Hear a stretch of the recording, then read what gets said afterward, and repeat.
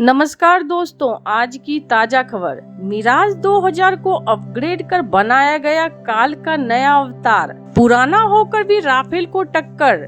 दोस्त के दिखाए रास्ते पर चलेगा भारत, तो वहीं दूसरी तरफ भारत की जवाबी कार्रवाई से बांग्लादेश की सबसे बड़ी इंडस्ट्री का बुरा हाल। दिल्ली कैसे सिखा रही मोहम्मद यूनुस को सबक, जानेंगे क्या है मामला। जहां एक तरफ ये सब कुछ चल रहा है, तो वहीं दूसरी तरफ मोहम्मद यूनुस को भारी पड़ सकता है खलीलुर रहमान को एनएसए बनना। गुस्से में आर्मी चीफ जवान उठाएंगे बड़ा कदम। जियोपॉलिटिक्स में बहुत कुछ चल रहा है, जानने को मिलेगा बहुत कुछ। आइए जानते हैं इन खबरों को विस्तार से। बांग्लादेश में बीते साल शेख हसीना की सरकार गिरने के बाद से सियासी घटनाक्रम लगातार बदल रहा है। बीते कुछ महीनों में कई बड़े प्रदर्शन देख चुके ढाका से अब नई उठापटक की आहट आ रही है। इस उठापटक की वजह खलीलुर रहमान को राष्ट्रीय सुरक्षा सलाहकार एनएसए बनाया जाना है। बांग्लादेश में 9 अप्रैल को अचानक यह नियुक्ति कर दी गई। मोहम्मद यूनुस की सरकार ने यह नियुक्ति ऐसे समय में की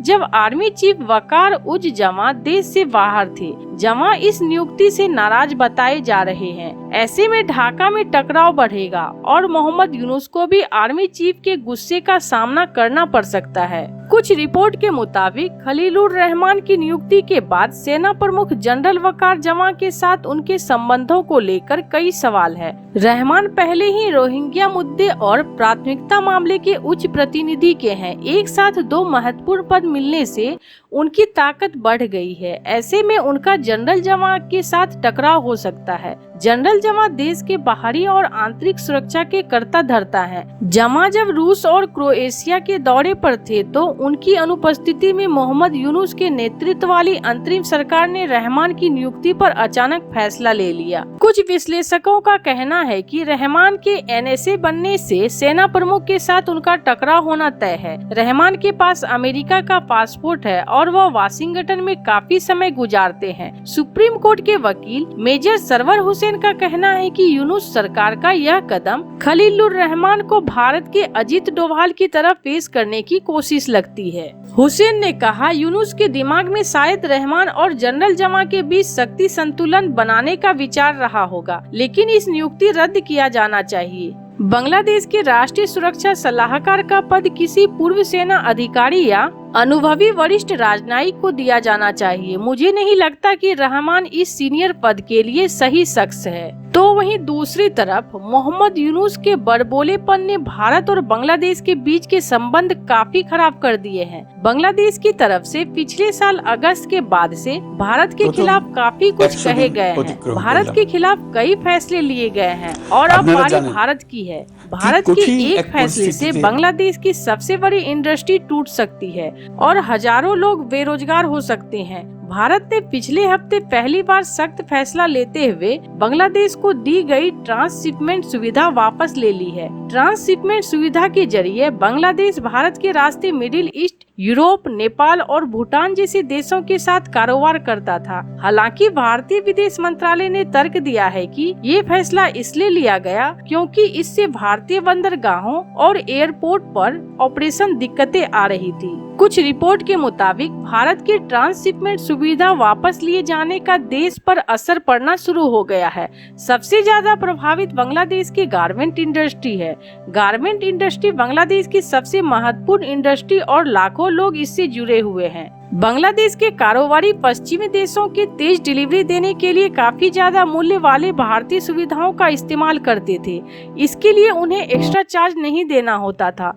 उन्होंने कहा कि अगर आप पारंपरिक रास्ते से सामान की डिलीवरी करें तो इसमें काफी वक्त लगता है। काफी ज्यादा भीड़भाड़ की वजह से डिलीवरी में लगने वाला वक्त काफी ज्यादा हो जाता है। कुछ आंकड़े के मुताबिक पश्चिम बंगाल के उत्तर 24 परगना जिले में पेट्रोपोल लैंड पोर्ट पर वित्त वर्ष 2023-24 और 2024-25 के बीच भारत के रास्ते निर्यात के लिए बांग्लादेश से ट्रांसशिपमेंट कार्गो के 46% की वृद्धि दर्ज की गई है।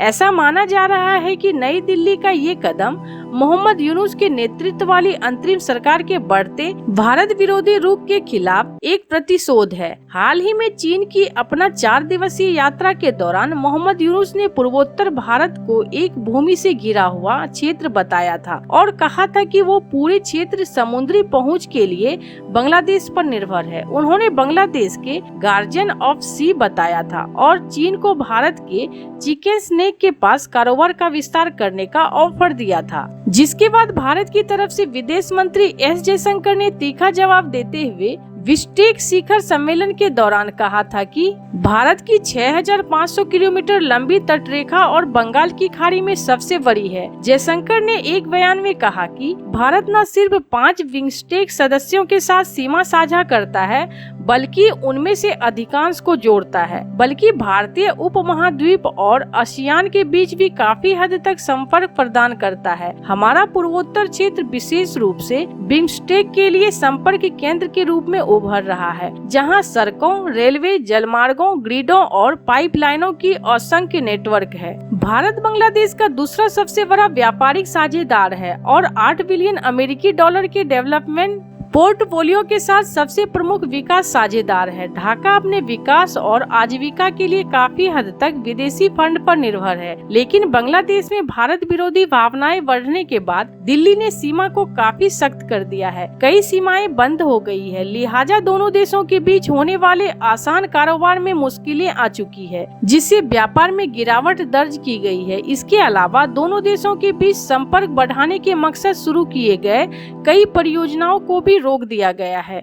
दोनों देशों के बीच पिछले जून से सार्वजनिक परिवहन भी बंद है। इससे न सिर्फ सीमा पर माल भेजने वाले व्यापारियों को नुकसान हुआ है, बल्कि भारत में इलाज कराने आए बांग्लादेशियों के लिए भी चुनौतियां पैदा हुई है। जहां एक तरफ ये सब कुछ चल रहा है, तो वहीं दूसरी तरफ राफेल फाइटर जेट होने के बाद भी फ्रांस मिराज 2000 फाइटर जेट का एहसान नहीं भूला है। मिराज फाइटर जेट के अत्यधिक अपडेटेड वर्जन 2000 DRMV को फ्रांस ने एयरफोर्स और स्पेस फोर्स में शामिल किया है। अब ये विमान अगले 10 सालों तक बेड़े में बना रहेगा और एडवांस राफेल फाइटर जेट के साथ उड़ान भरेगा। फ्रांसीसी वायु और अंतरिक्ष बल ने 9 अप्रैल की घोषणा की है कि उनका एडवांस मिराज 2000D लड़ाकू विमान आधिकारिक रूप से चालू हो गया है। आपको बता दें कि Miraj 2000D nuclear variant Miraj 2000N का हर मौसम में परमाणु हमला करने वाला वेरिएंट है। इसे खास तौर पर लंबी दूरी के हवाई मिशनों और सटीक हमले के लिए डिजाइन किया गया है। मिराज 2000D की फ्रांसीसी एयरफोर्स में एंट्री 1990 के दशक में हुई थी। 2 दशक से ज्यादा वक्त तक यह फ्रांसीसी अभियानों, चाहे अफगानिस्तान हो, माली हो या इराक में अहम भूमिका निभाता रहा। लेकिन अब टेक्नोलॉजी बदल रही है, विरोधियों के सिस्टम में भी हाईटेक और एडवांस हो चुके हैं। फ्रांस वर्तमान में राफेल के F4 वेरिएंट के उत्पादन को तेजी से बढ़ा रहा है, जबकि F5 वेरिएंट भी काम चल रहा है, जिसमें अन्य चीजों के अलावा एडवांस शक्तिशाली इंजन, एक विशाल विंगमैन और एक परमाणु सशस्त्र हाइपरसोनिक मिसाइल होगी। राफेल F5 को 2030 तक सेवा में शामिल किए जाने की उम्मीद है। इसके अलावा फ्रांस, जर्मनी और स्पेन के साथ मिलकर 6ठी पीढ़ी के विमान कार्यक्रम फ्यूचर कॉम्बैट एयर सिस्टम पर काम कर रहा है। इस अगली पीढ़ी के विमान के 2045 तक सेवा में आने की उम्मीद है। मिराज 2000D का मुख्य काम ग्राउंड टारगेट की सटीकता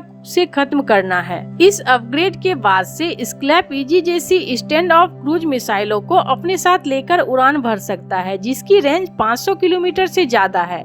यानी अब फ्रांस दुश्मन के इलाके में घुसे बिना ही जबरदस्त हमले कर सकता है। पहले मिराज 2000D को एयर टू एयर कॉम्बैट के लिए ही डिजाइन किया गया था। अब ये जेट दुश्मन के फाइटर से भी टक्कर लेने में सक्षम है। पुराने मिराज की तुलना में अब अपग्रेडेड मिराज 2000D का ऑपरेशनल टर्न अराउंड टाइम कम है, यानी यह कम समय में मिशन के लिए तैयार हो सकता है, जिससे फ्रांस की एयरफोर्स को फौरन फैसला लेने में काफी मदद मिलेगी। ऐसे आपको क्या लगता है इन सब मामलों में? आपकी क्या राय है? कमेंट कर जरूर बताएं। जल्द मिलते हैं अगले वीडियो में नई खबर के साथ।